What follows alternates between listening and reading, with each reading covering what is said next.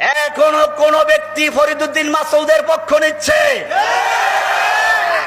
আবার কোন ব্যক্তি বাইতুল মুকাররমের মসজিদ দখল করার চেষ্টা করছে। পৃথিবীর ইতিহাসে এমন কোন নজির নাই যে সরকার পরিবর্তনের সাথে সাথে জাতীয় মসজিদের খতিবও বানাতে হয়। কিন্তু এমন দুর্ভাগ্য জাতির, এই জাতির জাতীয় মসজিদের খতিবকে শেখ হাসিনার মতো নাস্তিকদের পা চাটা গোলামি করে তাকেও পালাতে হয়েছে। ভাইয়েরা আমার, এগুলো সবই আবার নতুন করে চক্রান্তের নীল নকশা হচ্ছে। যদি ঐক্যবদ্ধ না থাকা যায়, এর মধ্যে দালাল তৈরি করে ফেলবে, তখন দেখবেন আগের বারে তো আমাদেরকে জেলখানা দিয়েছিল, এইবার আর জেলখানা দিবে না, এইবার ক্রস ফায়ার দিয়ে সব কবরে পাঠিয়ে দিবে। তাদেরকে আমরা ভয় পাবো? কোরআন বলছে, আম হাসিবতুম আন তাদখুলুল জান্নাহ ওয়ালাম্মা ইয়াতিকুম মাসালুল লাযীনা খালাউ মিন ক্বাবলিকুম মাসাতহুমুল বাসাউ ওয়াদ-দাররাউ ওয়া যুলজিলু হাত্তা ইয়াকুলার রাসূল ওয়াল্লাযীনা আমানু মাআহু মাতা নাসরুল্লাহ। আল্লাহ তাআলা বলছেন, তোমরা কি মনে করেছো এমনিতেই জান্নাতে ঢুকে পড়বে?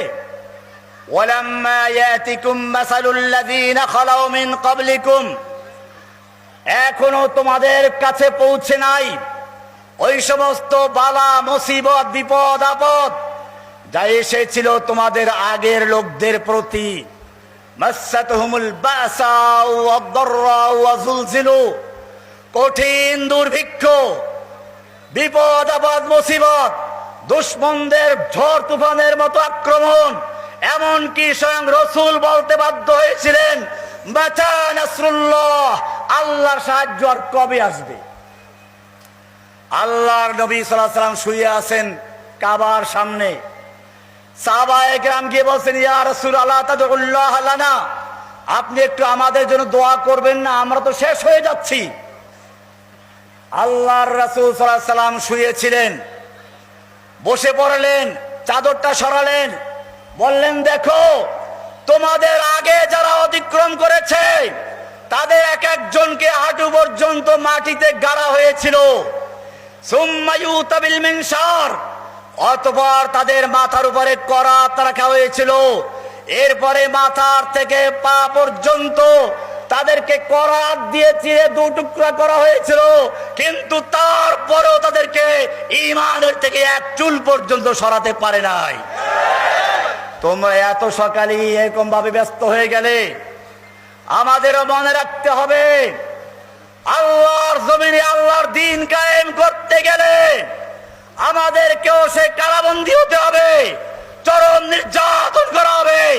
আমাকে 7 মাস পর্যন্ত মোটা বেড়ি পরিয়ে হাতে হ্যান্ডকাপ লাগিয়ে এরপরে 7 মাস রাখা হয়েছে একাধারে। এরপরে কোর্টে কেমনে উঠানো হতো আপনারা দেখেছেন, পায়ে বেড়ি, হাতে হ্যান্ডকাপ, শরীরে কি জানি বুলেট প্রুফ জ্যাকেট, মাথায় হেলমেট, এই সব লাগিয়ে তারপরে সামনে পাশে পুলিশ। এমন মনে হয় বিশ্বের সবচেয়ে দুর্ধর্ষ জঙ্গিকে আনা হয়েছে। এটা কেন? ভালো করে মনে রাখবেন, এটা এখানেই শেষ না, কাফের মুশরিকদের চক্রান্ত আছে। ইসলামকে ঠেকাতে হলে আলেমদেরকে বিতর্কিত করতে হবে, জঙ্গি বানাতে হবে, অথবা নারীবাদী বানাতে হবে। তারই অংশ হিসেবে মামুনুল হক সাহেবকে স্ত্রীকে সেভাবে কেলেঙ্কারিতে ফাঁসানো হলো, স্ত্রীকে দিয়ে। এমনি ভাবে হেফাজতের নেতাদেরকে দুর্নীতি দিয়ে ভয় দেখানো হচ্ছিল। এমনকি যেই সব লোকেরা ওদের পা চাটা গোলামি করেছে তাদের ব্যাপারেও চক্রান্ত আছে। কারণ দুশ্মন দেখে না, মারনেওয়ালা দেখতা নেই মরনেওয়ালা কোন হয়। আমি জেলে দীর্ঘদিন থাকার কারণে বাংলাদেশের ইসলামী দলের সব নেতাদের সঙ্গে আমার সাক্ষাৎ হয়েছে, কিছু মেহমানদারি করার সুযোগ পেয়েছি। প্রথম যখন প্রবেশ করলাম তখন পেলাম নিজামী সাহেবকে, আমিরে জামাত নিজামী সাহেবকে সেক্রেটারি মুজাহিদ সাহেবকে একসাথে গাড়িতে গেছি এবং সবচেয়ে দুর্ধর্ষ ভয়ঙ্কর 8 ছেলে আমি আর তিনি একত্রেই ছিলাম। নেজামি সাহেব ছিলেন আমার নির্জন বাসের যে বিল্ডিং তার 3 তলার উপরে। এরপরে এটিএম আজহারউদ্দিন সাহেব আর এক সেক্রেটারি, আমার সঙ্গে খুবই সুসম্পর্ক ছিল। গোলাম পরওয়ার সাহেবকে পেয়েছি, হেফাজতের বন্ধু বান্ধব সবাইকে পেয়েছি, কয়জনের নাম বলবো।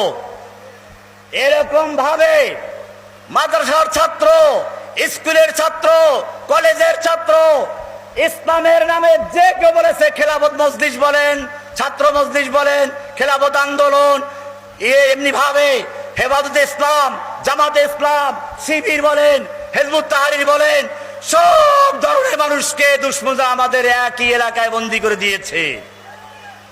আমরা বুঝতে পেরেছি আমাদের মধ্যে যতই ভেদাভেদ থাকুক, দুশমন আমাদেরকে ভিন্ন কোনো পরিচয় জানে না। দুশমন আমাদেরকে জানে একটাই পরিচয়, এরা ইসলামের সৈনিক। সুতরাং বুঝতে হবে, আজকে ওলামায়ে কেরামদেরকে বলবো, নিজেদের মধ্যে সামান্য ভেদাভেদ থাকলে থাকুক, ইখতিলাফ থাকবে, সাহাবায়ে কেরামদের মধ্যেও ছিল। সেইগুলোর সুযোগ নিয়ে যদি কোনো বাতিল আসতে চায়, আমাদের মধ্যে বিভেদ সৃষ্টি করতে চায়, আমি আপনাদেরকে শোনাচ্ছি সেই আমাদের সালাফ আমির মুআবিয়া রাদিয়াল্লাহু তাআলা আনহুর কাহিনী। আপনারা জানেন আলী রাদিয়াল্লাহু তাআলা আনহুর সঙ্গে আমির মুআবিয়া রাদিয়াল্লাহু তাআলা আনহুর বিরোধ ছিল, যুদ্ধ পর্যন্ত গড়িয়েছে। আমির মুআবিয়ার সঙ্গে আলী রাদিয়াল্লাহু তাআলা আনহুদের যখন যুদ্ধ হচ্ছিল, সেই সময় রোমের সম্রাট আলীর কাছে আমির মুআবিয়া রাদিয়াল্লাহু তাআলার কাছে পত্র লিখলো। ভালো করে শুনুন, রোমের সম্রাট পত্রে উল্লেখ করছে, আমির মুআবিয়া, আমরা জানতে পেরেছি তোমার আমির তোমার সঙ্গে বিরোধ করে, তোমার পাওনা থেকে তোমাকে বঞ্চিত করেছে। তুমি যদি আমাদের সাহায্য নাও, তাহলে রোম সম্রাট পূর্ণ শক্তি দিয়ে তোমাকে সাহায্য করবে। আমির মুআবিয়া কি উত্তর দিয়েছিলেন? তিনি কি গণজাগরণের মঞ্চে গিয়ে উঠেছিলেন? ঘাতক দালালদের মঞ্চে গিয়ে উঠেছিলেন? আমির মুআবিয়া রাদিয়াল্লাহু তাআলা আনহু কি বলেছেন ভালো করে শুনুন।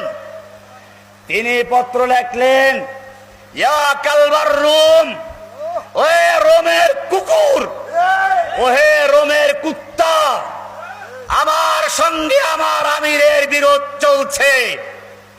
এই সুযোগ নিয়ে যদি মুসলিম খেলাফতের দিকে একটা পা বাড়াও, জেনে রাখবি আলীর পক্ষে যুদ্ধ করতে গিয়ে প্রথম যে লোকটা জীবন দেবে সে হচ্ছে আমির মুআবিয়া রাদিয়াল্লাহু তাআলা। আমাদেরকেও বলতে হবে, এদেশের জামাত ইসলাম বলেন, কওমি অঙ্গন বলেন, আলিয়া বলেন, এমনকি সুন্নি জামাত বলেন, আহলে হাদিস বলেন, পরস্পরে বিরোধ থাকতেই পারে, কিন্তু ইসলামের কারণে যদি কারো উপরে আক্রমণ আসে, আমাদেরকেও সে আমির মুআবিয়ার মতো বলতে হবে যে আমাদের মধ্যে যতই বিরোধ থাকুক, তাদের পক্ষে জীবন দেওয়ার জন্য আমরা প্রস্তুত আছি।